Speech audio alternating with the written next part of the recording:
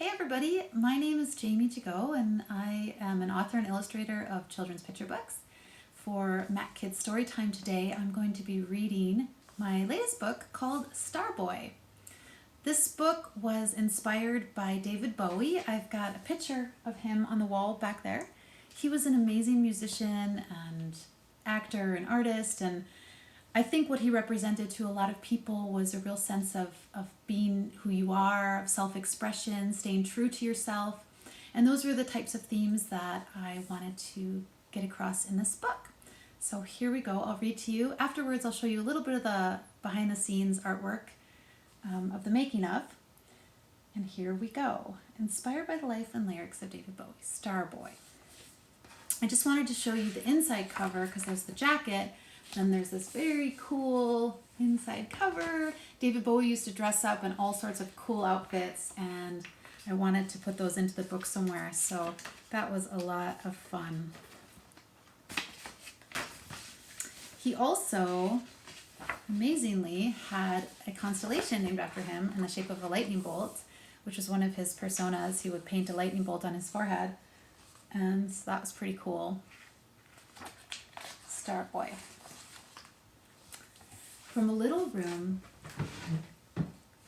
in a small brick house on a quiet London street, David looked up at the starry sky. "Is anybody out there?"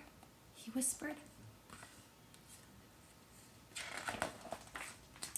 For as long as David could remember, he felt like a stranger on his own planet, as if he'd fallen to Earth from outer space. He had mismatched eyes, long, spindly legs made for dancing, and sticky out ears with a special knack for catching noises that no one else seemed to hear. So special that when he listened closely, he could detect a faint cosmic murmur, a chattering of stars. When David heard this star chatter, his entire body would vibrate with far-out energy. His eyes would flash, his legs would shimmy-shake, and all 10 toes would tip-tap. As David danced, he felt connected to the universe and the rhythm of the stars. If only he could share this feeling with someone else. At school, David could not sit still. He tip-tapped down the halls and shimmy-shaked in class. He added a flash of color wherever he went and let his imagination run wild. But some of the kids didn't feel the same rhythm. They thought David was strange. "What planet are you from?" they asked, laughing.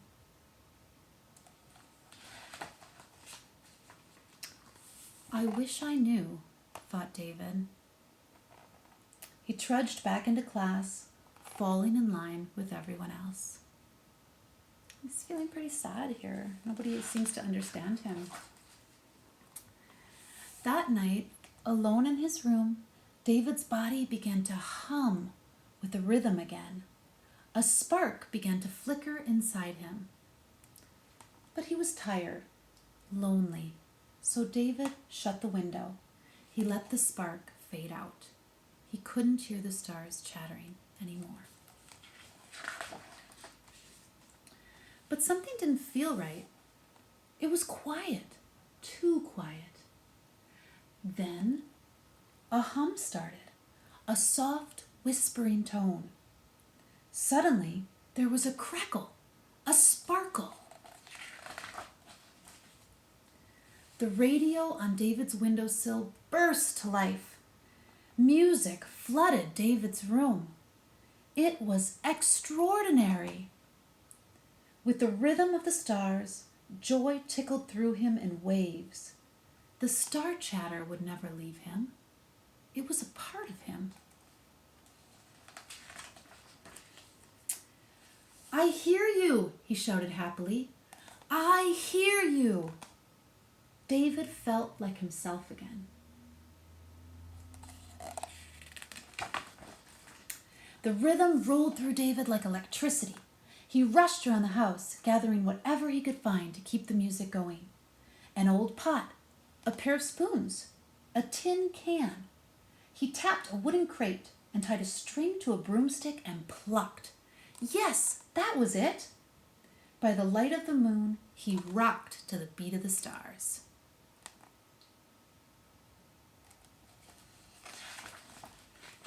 In the morning, he raced to school. He couldn't wait to share his discovery. You can see all the star chatters coming out everywhere and music. Even in daylight, David felt the rhythm of the stars humming inside him. He plucked out the cords, blared the horn, and banged to the beat. His eyes flashed, his toes tip-tapped, and his hips shimmy-shaked. As the star chatter hummed loudly, his imagination ran wild. He was a pirate, a duke, an astronaut, a goblin king. Commotion and color swirled around him, rhythms and riffs, like the hearts of stars beating loudly, began to spread. When David opened his eyes, everyone was tip-tapping and shimmy-shaking to the rhythm.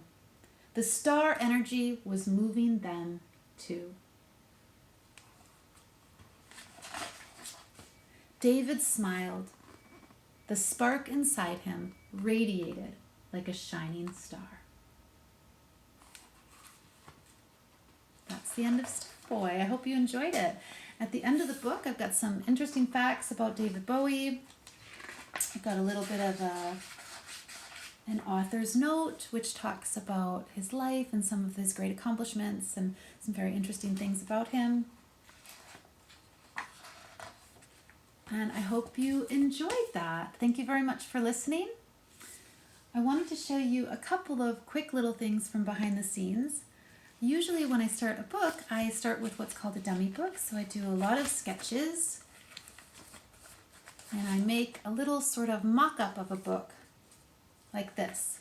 And I go back and forth with my wonderful editor and sort of get the story worked out. You can see here these are the roughs. And some pages change. That scene wasn't even in the final book. And then when the story gets ironed out and I'm happy with the way it's going, I'll move on to final artwork. So for this project, one of the challenges was how do I represent the music and the star chatter visually?